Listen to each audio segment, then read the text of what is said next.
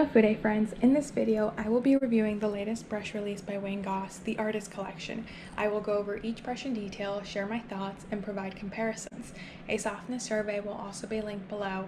If you have any questions, please comment and I will make sure to respond as best as I can. Let's go over the set. So the set retailed for $175 on Beautylish, and it is still available as of filming this. It included 3 brushes, a small, a medium, and a large.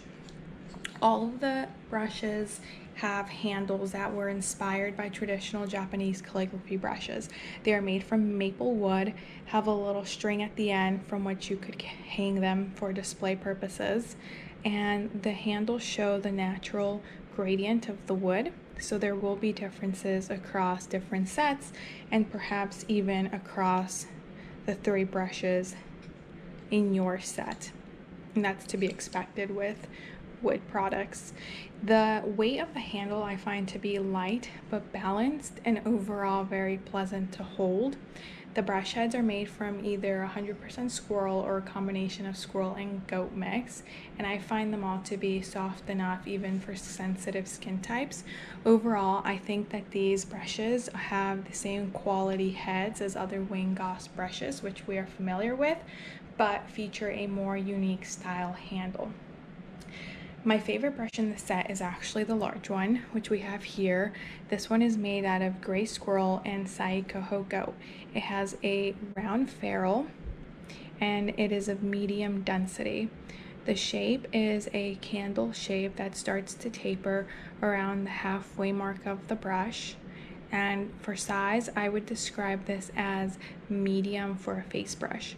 The best uses I have found are bronzer and blush, especially very pigmented products that you have a hard time using with other brushes.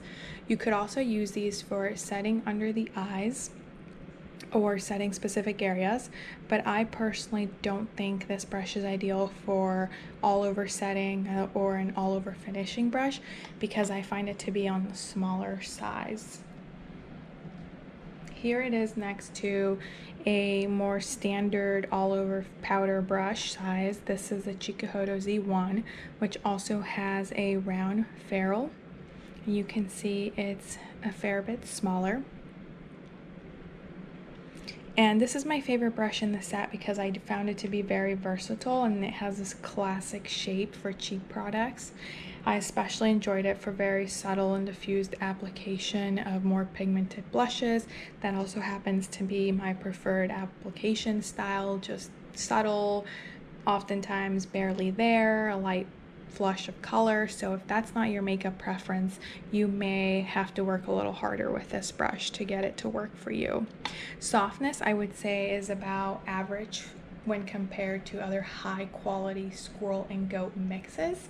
So the one it reminded me of is this Chicca and Beautylish collaboration.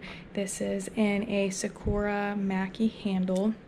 They have a similar size and density, and I find that the softness across these 2 brushes to be comparable, basically the same. And this was also a goat squirrel mix. The brushes that I wanted to pull out for actual shape comparisons are the Sonia G Inochigi Pro, and I find it's most similar to this one in my collection because they both have this very recognizable candle shape to them, although the Sonia G one comes more to a point and is a little bit denser. They are of similar size, have a round ferrule, and again the Sonia G is a little more dense and it's made entirely out of goat, so it does pick up more product. In terms of performance, it reminded me most of the Sonia G Soft Cheek. Again, you have a similar brush head size, and the Sonia G has a smaller ferrule diameter. It's smaller in size at the base, but similar length bristles, similar density, and I find that these 2 perform interchangeably. You could pick up the soft cheek or the Wayne Goss one and you're gonna get the same result. They both give this very blended and diffused look, which is great to use with more pigmented cheek products. Moving on to the next brush in the set, that is the Artist Medium. And I'll put it next to the large so you can see the size differences. I think there is a big decrease in the brush head size and the surface area of the bristles when you use them. So the medium one is made entirely out of gray squirrel. It also has a round ferrule. And this one is of low to medium density, so it's not very dense at all. And this one comes to a very pointed tip, still having that candlelight shape. It starts to have the taper again halfway up the brush, but it's a strong taper and it comes to a sharp point. The size of this one, I would say, is large if you're planning to use it as an eyeshadow brush, and on the small size for a face brush, but standard if you think of it as a highlighting brush. And that's actually my favorite way to use this brush, as a highlighting brush or very detailed brush layering. You could use it for setting under the eye. I know a lot of people like this shape for under the eye. It's really easy to get in and it's so soft, but I would like to caution against using all squirrel brushes over tacky surfaces. Personally, I don't like this brush as an eye brush because I find it to be a little too big for my smaller eyes. Softness is on par with other squirrel brushes. I find it to be the same softness as the Wayne Goss airbrush.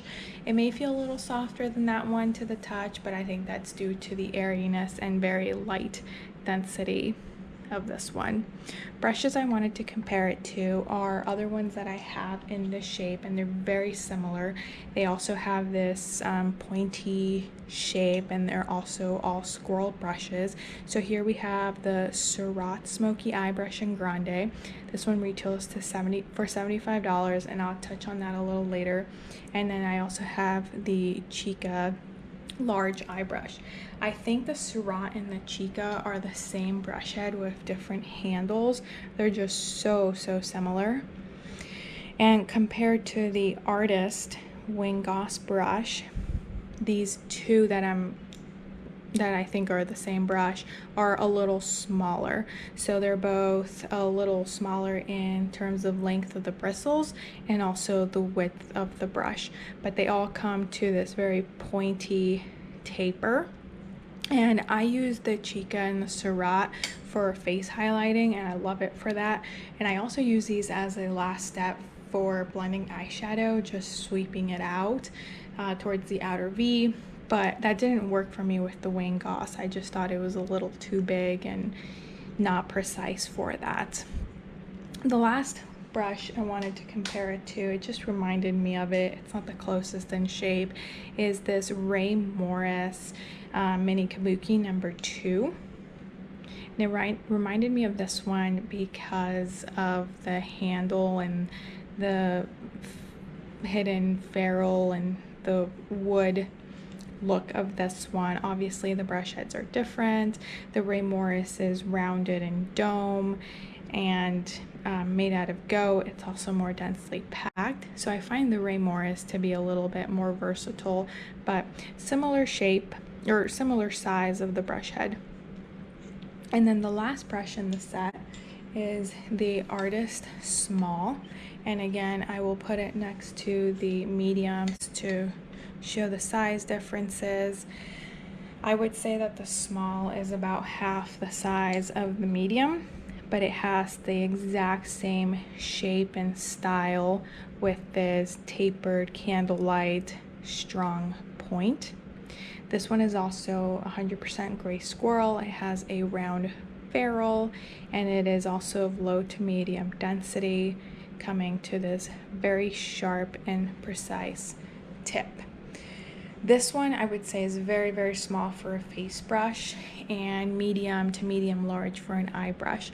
My preferred method of using this one has been as an eye brush for laying color all over the lid or blending out the crease, but it's going to diffuse a lot. So it's great if you want these very blown out diffused looks. It's not good for laying down color or packing on color or a precise application of pigment because the brush has too much give. And for this reason, it didn't work well for me as a face brush. I know in Wayne's video he mentions nose highlighting and contouring, but I found it to be too airy to blend and deposit precisely on my face, so it just didn't work for my contouring and highlighting preferences. Softness is great, same as the medium brush, same as other all squirrel brushes. And comparisons I have for this one are the Surratt Petite and the Surratt Medium. It's closest in size to the medium, and you can see that the Surratt ones are even more pointy. They're more linear and straight. Density, I think, is about the same across all three of these brushes, but the biggest difference is that the Wayne Goss one flares out a little bit more than the Surratt ones. I also wanted to show it next to a more standard squirrel eye brush, and for me that would be the Chicca Z11.